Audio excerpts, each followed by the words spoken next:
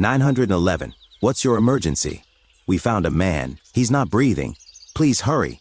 It was just after 11:30 a.m. on October 14, 2020. A day that began like any other. Autumn sunlight filtering through the towering quartzite bluffs of Devil's Lake State Park in Sauk County, Wisconsin. But somewhere along the Grottoes Trail, a 24-year-old hiker named John Craig Schmutzer was found stabbed to death. Imagine the tranquility of those bluffs, the crisp fall air, the crunch of leaves underfoot, and, now, a distant echo of digital panic in a 911 call cutting through the calm. By the end of this story, you'll understand how a routine solo hike on a familiar trail in a beloved state park became one of Wisconsin's most haunting mysteries.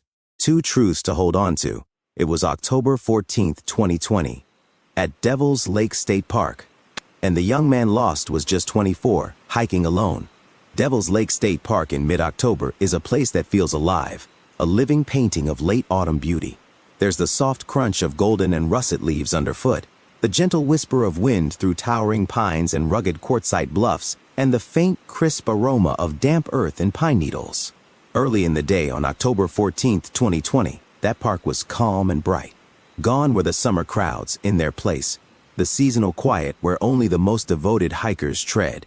Among them was a 24-year-old from Wauwatosa named John Craig Schmutzer. He had chosen a familiar path, one he knew well, but even familiar trails can hold the unexpected. John was quietly known among friends for his warm generosity and a ready willingness to help anyone.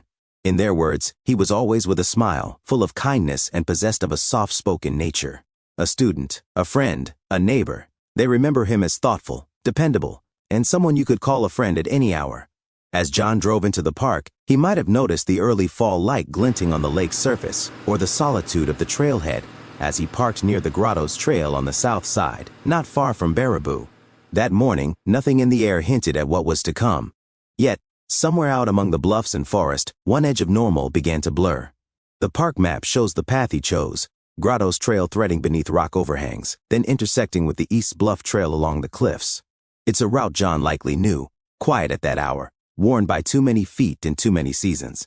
A couple later shared they saw him along the East Bluff section, just a few yards ahead of them, walking calmly. They remember the mid-morning light turning amber on his back, the crunch of late leaves under his feet. Minutes later, at the same location, they heard voices, frantic, unsteady. He looked, just hiking. I remember thinking, that's a good spot to be, and then, well, it was all wrong.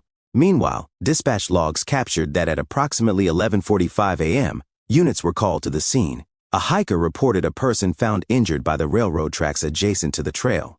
The voice was tight on the transmission, no time for hesitation.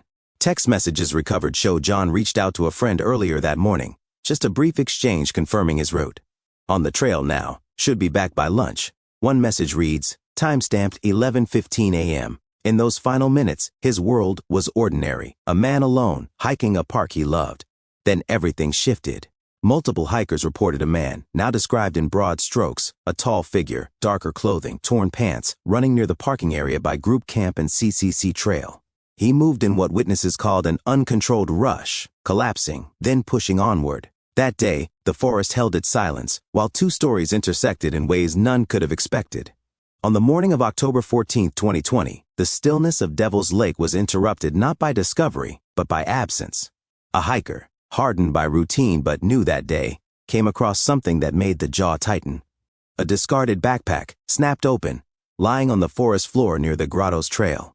Next to it, a cell phone, its screen smeared with dirt, its last glow extinguished. The trail, moments ago his path, had turned into a question. Minutes later, first responders arrived, officers stepping cautiously along the worn trail, rescue teams carrying equipment over uneven ground, their radios whispering coordinates, arrival, and readiness. At approximately 11:45 a.m., dispatch labeled the situation as a medical emergency. Soon, the scene, once silent and steady with autumn light, shifted in tone. Blur of uniforms, careful kneels, medical gloves meeting skin, every movement precise. Then came the discovery. They found John Craig Schmutzer, lying near the railroad tracks that sliced through the park. His hike had ended here, abruptly. A single glance around the clearing spoke volumes. Though it looked like a hiking accident, something about the scene felt different. On the ground, his shoes were undisturbed, but the backpack's open flap, the misplaced phone, those were fragments out of place. And then, his body. It was clear in the stillness that this was no misstep, no casualty of terrain. Something had cut through the quiet and left a question deeper than the woods themselves. As the forest settled over Devil's Lake State Park that afternoon, investigators moved in.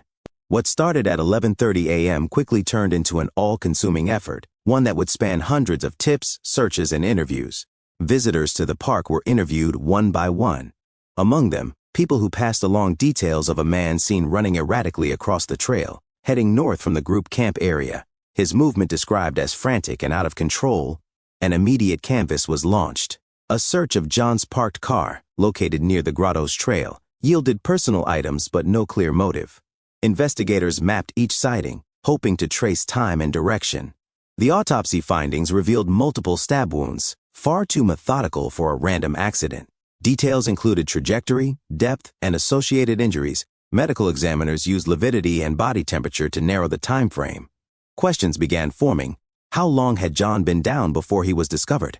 Did these injuries suggest a struggle or a planned confrontation? These subtleties mattered in building the timeline, even as the family waited for answers. One scent of hope turned out to mislead. An unrelated knife was found near a disc golf course area, but forensic results showed it wasn't connected. Thousands of dollars worth of equipment were deployed, only to confirm what many feared: the trail had gone cold. Investigators already had a profile: a male about 6 feet tall, slender to average build, dark pants with ripped knees, a dark top, possibly a hoodie. He was known only as the Runner. If you were the detective, would you believe this alibi? Was this person fleeing in panic or fleeing from something more intentional? Maps plotted sightings, timelines stretched across timelines, and police reports flagged every attempt to locate this individual. Still, his identity remained elusive. Effective investigation must balance leads and dead ends, hope and frustration. And in this case, both wove together through interviews, forensics, and maps, none yet pointing to a conclusion. In August 2025, the case that had haunted 2 states came before the court. Andrew James M.C. Gann, identified as the suspect in the murders of Clinton and Kristen Brink at Devil's Den State Park, Arkansas, was arraigned and formally charged with 2 counts of capital murder. Wisconsin authorities, meanwhile, continued their inquiry into whether M.C. Gann might also be connected to the 2020 homicide of John Craig Schmutzer at Devil's Lake State Park. Investigators had requested a renewed DNA comparison with samples taken at that time. Inside the courtroom, the prosecution laid out its case with unflinching clarity: DNA matches linking M.C. Gann to the Arkansas scene and a confession made following his arrest mid-haircut, raising questions about his involvement in other similar cases. Defense counsel responded by challenging the credibility of the evidence, questioning DNA chain of custody, and stressing the limited scope, Arkansas cases only. Family members of the Brinks delivered statements that echoed through the gallery. One voice, trembling yet resolute: they were loving parents, gone in a moment we never saw coming. Their grief carried weight, not just for their loss, but for the 2 young daughters who witnessed their final moments. No testimony from John Schmutzer's family has yet taken place in the public record, though their search for answers remained widely acknowledged in the community. In Wisconsin, no verdict had followed. Still, the outcome in Arkansas will mark a moment of reckoning. It will release one current into open waters, but whether those waves would reach Devil's Lake remained unanswered.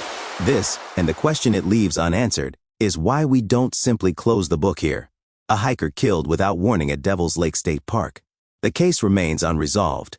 But this was not an isolated moment in the vastness of America's wilderness. Next time, we'll travel across the country, to another trail, another park, and revisit a story with unexpected echoes of this one.